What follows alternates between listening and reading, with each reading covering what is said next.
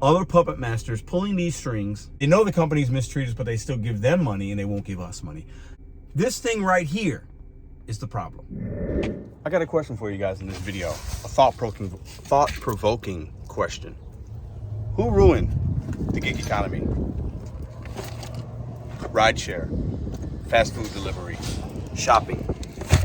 Who ruined it? I'm gonna give you a few of the players within the realm that we make money and how we use it to support our families, but who ruined it? Because I think right now it's pretty bad. If you look at the landscape, all the people talking about it, the people I run into, what the apps are doing points to that.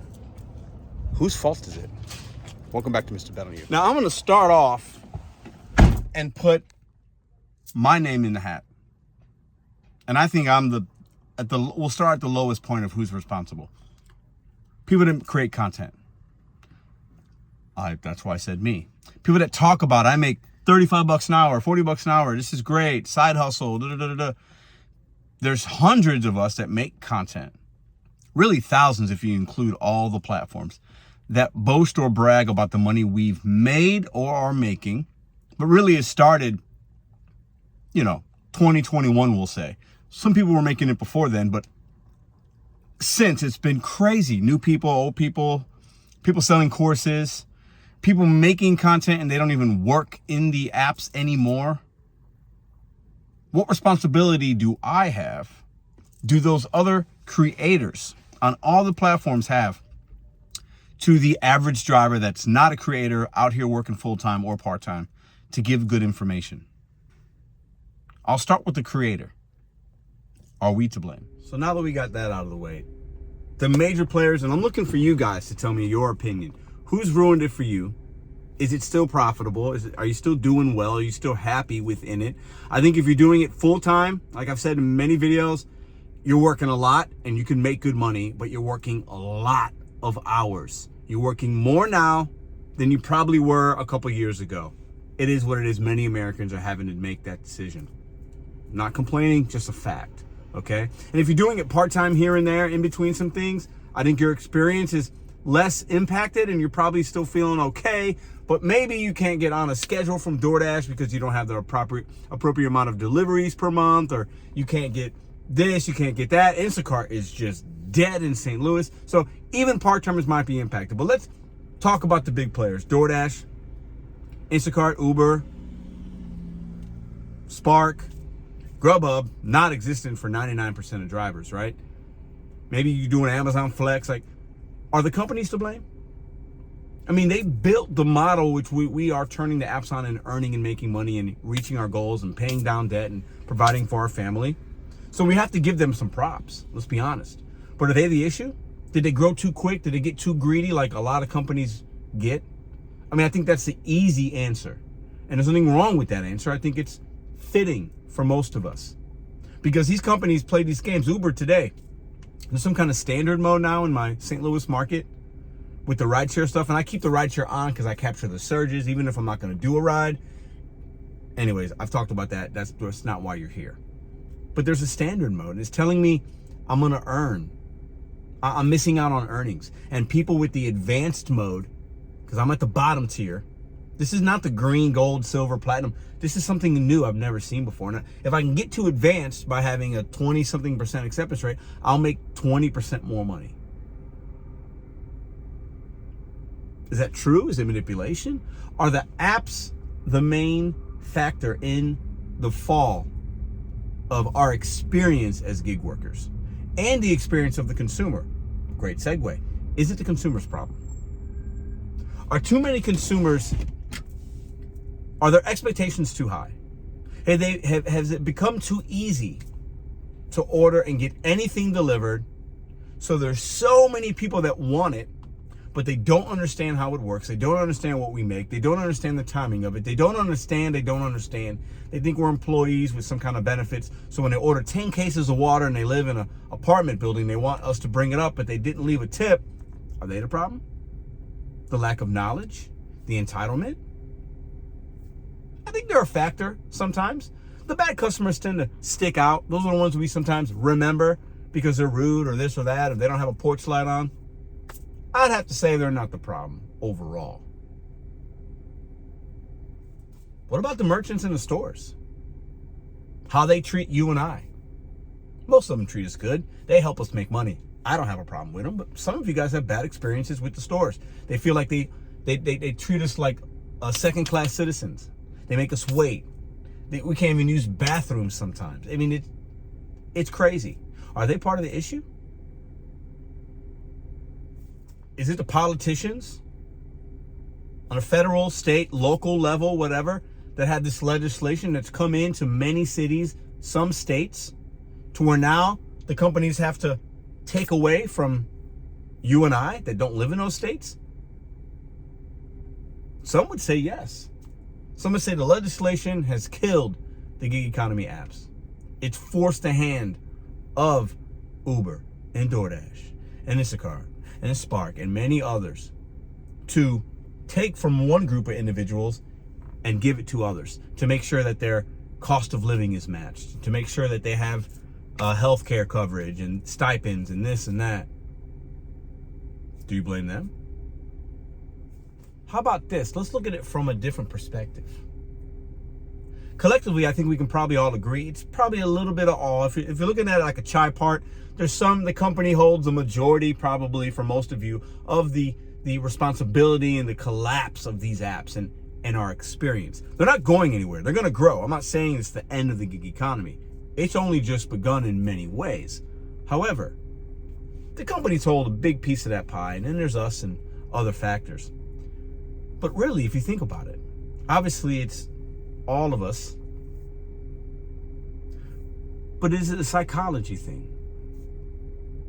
Is it beyond the money, beyond the convenience, beyond the laziness, beyond the legislation, beyond the merchants not treating us well, beyond the, I'm not tipping this person, beyond the content creator saying, sign up for this app and overflooding the marketplace, which I don't think is that relevant, especially not now, because most people don't watch YouTube that come to this gig work. But is it the overall psychology of just people wanting things delivered to their home? And companies like Amazon making it to where you can get it that same day. And companies like DoorDash putting in, you don't have to have money right now to eat. The convenience, the psychology behind the convenience. I think it's bigger than the things I've mentioned. I think it's all these things included, but I think there are other players, other puppet masters pulling these strings to make you and I continue to do this work, manipulate us through app manipulation, politicians telling us they care, but they really don't care, consumers just worrying about themselves and not their next door neighbor because we are their neighbors. They're mad at the company. Well, blame the company. I'm not going to tip you. But then they're still going to, they know the company's mistreat us, but they still give them money and they won't give us money. The psychology behind all the factors I just named, I think, is the problem. I think drivers are entitled sometimes.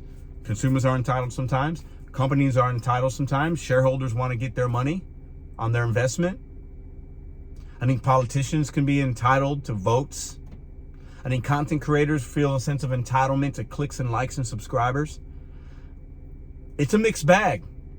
But the psychology and the easiness of people just ordering with their device, this thing right here is the problem. When I talk about psychology, I'm talking about this. I'm talking about this thing in my hand and how it really messes with people's psychology. I can have anything I want is at my fingertips. Anything I want, I can have delivered to my home tomorrow if I'm willing to pay a price. Anything. And I don't care on who's on the other end and who's impacted. I don't care if I hop into somebody's car, it's their car, they just cleaned it. I'm just coming in. I don't care. My kids are back there rustling around. I don't care. I got my phone, and most human beings have their phones on them all the time. This is the first thing they touch when they wake up. It's the last thing they touch when they go to sleep. The psychology of the manipulation, these phones, what they do to us, and these companies taking advantage of that. I say not advantage in a bad way, but just taking advantage of these devices and how people can earn with them now, which is great. People can order with them now, which is great. But sometimes too much of a great thing becomes bad. I think we're going to continue to see 2025. We're going to continue to see drivers struggling, consumers being mad with tip fatigue and bad experiences, and companies continuing trying to figure out, how can I take more pennies away from each delivery so we fatten the pockets of us and our shareholders and our bonuses, while we grow the market share, and the drivers overall go from making 25, 20, 18, 15 down to 13 on average per hour, per active hour. How can we, that's what they're saying, how can we get more of the consumer's money, keep more of the percentages, and keep the wages down? We've seen it with other companies and other industries, and eventually the bubble bursts. Eventually. And then we have less opportunity for you and I, less opportunity for consumers. When will it pop? 2025 is going to be an interesting year as far as the economy goes and other factors. And DoorDash, Uber, Spark, Instacart, Grubhub, whatever, are going to be impacted. And they're doing things right now, and they started things last year to make sure they're going to continue to grow, continue to make money, continue to grow market share, continue to take care of their stockholders, and you and I will suffer. The psychology behind the gig apps and the psychology behind this device and making every single person easy to get anything you want. Sign up for this subscription. You can become a member, get free delivery, get this, get that, get this, get that, pick up a ride, blah, blah, blah, blah, blah. I mean, listen, I hope I didn't make this a complaining video. These are my thoughts. These are what I see as being in it for 5 years now. I've seen the ebbs and flows, and I can still do okay. But there will be, the bubble's gonna pop at some point. For me, at least. Because I know the longer you stay in this game, the less you make over time. And just because you're making money and your restaurant's full, one of my bosses used to tell me, it was the best thing I've heard. When he said it, and I didn't understand it at first. This is a long time ago. He goes, Pedro, just because the restaurant's busy doesn't mean we're making money. You have to control a lot of other factors in order to make money. Just because you're busy as a driver and you made $200 today, there's a lot of other factors there that go into that $200. Just because your restaurant's busy does not mean we're making a lot of money. Are you managing this? Are you managing that? Are you managing this? We haven't even paid the rent yet. We haven't done this. These phones are the issue. The psychology they have on our brains and the consumer's brains, and then how the apps, the companies use this device and the power it holds as we hold it in our hands is the issue. Anyways, I want to hear from y'all. Who ruined the gig economy? Who holds the brunt of the responsibility? Will it get better, or will it will it get worse? Is it better for you? Are you happier now than you were 5 years ago if you were doing it 5 years ago, a year ago? Are you making more money? Some of you will say yes, and I love that. But you are not. That's not most people. It just isn't. And the fact, and I'm gonna keep talking about it because I've heard one person on YouTube say that this is like not a big deal. The fact that people and everybody else is clowning these companies and saying this is a sign of a bad time in this country. The fact that you can order, I'm gonna say it again, McDonald's chicken McNuggets on installment plans goes to show everything. That's the end point, the precipice of the issues. Think about that. The fact that you can do installment payments for $35 of a DoorDash order, because that's the cap. And you can spend $35 very easy on DoorDash. The fact that you can installment that against future earnings on an app is an insanity. Who killed the gig economy as we knew it? I want to see and read your comments in the comment section down below. Peace.